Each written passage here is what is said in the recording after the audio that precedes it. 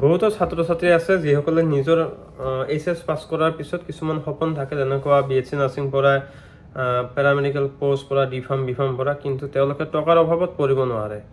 আৰু সেইসকল ছাত্ৰ ছাত্ৰীৰ কাৰণে আজি বহুত এটা ভাল খবৰ আহি পৰিছে, কাৰণ অসম যিটো Srimanta Sankardev university and health science, তাৰ পৰা এখন নটিচ দিছে যে প্ৰত্যেক বছৰৰ নিচিনা এই বছৰো এখন এক্সাম হ'ব, CEE এক্সাম।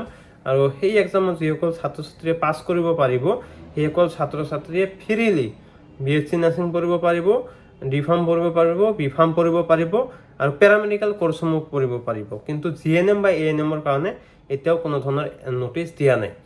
তো সেইটো কেতিয়া আৰম্ভ হ'ব, কেনেকৈ কি হ'ব, সবিশেষ মই ভিডিঅ'টোত জনাই আছোঁ। যিসকল ছাত্ৰ ছাত্ৰীয়ে পুৰণা আছা সেইসকলতো গুড, আৰু যিসকল নতুনকৈ আহিছা নিশ্চয় ছাবস্ক্ৰাইব কৰি ৰাখিবা। চোৱা, এবাৰ 2026 চনত কেতিয়া হ'ব, 7 তাৰিখে 6 মাহৰ 7 তাৰিখে 2026 চনত এই এক্সামটো হ'ব। মই স্ক্ৰীনত দি দিছোঁ তাৰিখটো। আৰু এপ্লাই কৰিব লাগিব তোমালোকক মাৰ্চ মাহৰ 20 তাৰিখৰ পৰা এপ্ৰিল মাহৰ 30 তাৰিখৰ ভিতৰত যিকোনো এদিনত কৰিব লাগিব। আৰু এপ্লাই কৰাতে কিছুমান নিয়ম নীতি আছে, সেই নিয়ম নীতিখিনি মই সবিশেষ ভিডিঅ'টোত জনাই দিম। আৰু কেনেকৈ পঢ়িব লাগিব, কোনবিলাক ছাবজেক্টৰ পৰা কুৱেশ্যন আহিব, নিশ্চয় গোটেইখিনি জানিবা। তে এপ্লাই কৰোঁতে কিবা এটা তোমালোকক পে'মেণ্ট কৰিব লাগিব, আৰু সেই পে'মেণ্টটো ঘূৰাই নোপোৱা। সেই পে'মেণ্টটো কৰাৰ পিছত এডমিট কাৰ্ড আহিব, আৰু এডমিট কাৰ্ডটো পোৱাৰ পিছত পৰীক্ষা হলত যে পৰীক্ষাটো দি পাছ কৰিব পাৰিলে তাৰপিছতহে তুমি গভৰ্ণমেণ্টত ছিট পাবা। এক্সামটো নিজৰ নিজৰ ডিষ্ট্ৰিক্টতো হয়, কিছুমান ডিষ্ট্ৰিক্টত নহয়। যেনিবা গুৱাহাটীত হ'ব, যোৰহাট হ'ব, বৰপেটা হ'ব, কোকৰাঝাৰ হ'ব, তাৰপিছত তোমাৰ ডিব্ৰুগড় হ'ব, শিলচৰ হ'ব, যোৰহাট হ'ব। তো তোমালোকে স্ক্ৰীনত মই সুন্দৰকৈ দি দিছোঁ, তোমালোকে চাই লোৱা কাৰ কাৰ চেণ্টাৰ ক'ত ক'ত দিব তোমালোকে।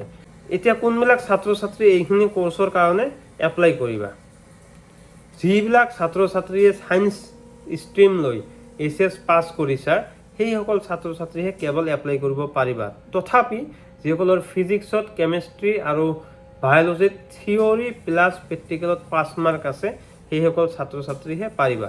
আৰু মাষ্ট বি ইংলিছত 40 মাৰ্ক, অৰ্থাৎ 5 মাৰ্কটো থাকিব লাগিব, নহ'লে নোৱাৰা। এতিয়া যিবিলাক হেণ্ডিকেপ আছে, দিব্যাংগ আছে, সেইসকলৰ কাৰণে কিছুমান নিয়ম নীতি সাল সলনি আছে। এতিয়া আমি জানিম কোনবিলাক ছাবজেক্টৰ পৰা কুৱেশ্যনসমূহ আহিব। প্ৰথম কথা হ'ল এইচএছ হাই ছেকেণ্ডাৰী পাছ কৰা ছাত্ৰ ছাত্ৰীহে কেৱল এইটো এক্সাম দিব পাৰিব। ডেট মিনছ হাই ছেকেণ্ডাৰী ষ্টেণ্ডাৰ্ডৰ পৰা কুৱেশ্যনসমূহ হ'ব 4টা ছাবজেক্টৰ পৰা।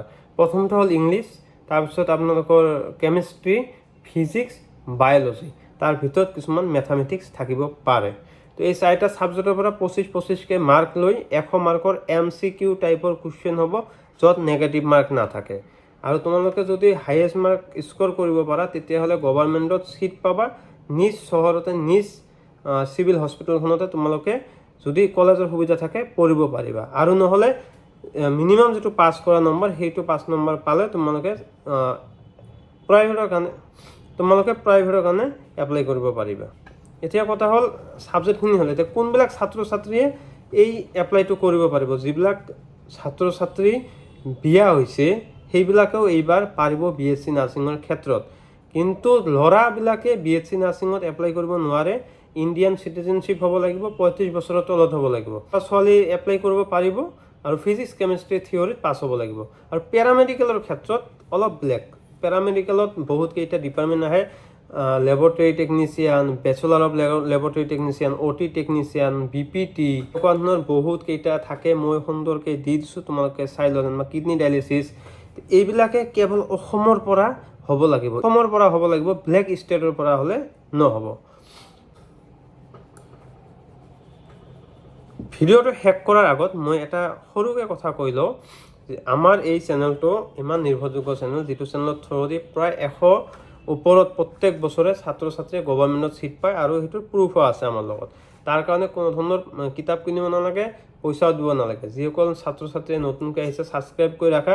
আমি ভিডিঅ'সমূহ দি থাকিম, ভিডিঅ'সমূহ চাই থাকিবা, কেনেকৈ ষ্টাডি কৰিব লাগে, কেনেকুৱা ধৰণৰ কুৱেশ্যন আহিব আমি এতিয়া দিয়ে থাকিম। দুই একদিন পিছে দি থাকিম। আৰু হোৱাটছএপ লিংকটো দি দিছোঁ, হোৱাটছএপত জইন হৈ লোৱা, কাৰণ হোৱাটছএপত কিছুমান আমি PDF, কিছুমান কুৱেশ্যন আমি দিবলৈ ট্ৰাই কৰোঁ।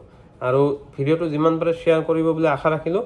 আৰু কোন কোন জিলাৰ পৰা তোমালোকে চাই আছা নিশ্চয় কমেণ্ট বক্সত জনাবা, তেতিয়া মোৰ সেই ডিষ্ট্ৰিক্টৰ ওপৰত কিছুমান ভিডিঅ' বনোৱাত কেনেকৈ পঢ়িব লাগিব, সেই কাৰেণ্ট এফেয়াৰ কেনেকুৱা হ'ব, সেইবিলাকৰ ওপৰত মই ভিডিঅ' এটা বনাই তোমালোকক দিব পাৰিম। তো thank you friend, bye bye. আপোনালোকৰ বেষ্ট অফ লাক দিলোঁ যাতে সকলোৱে গভৰ্ণমেণ্টত ছিট পোৱা।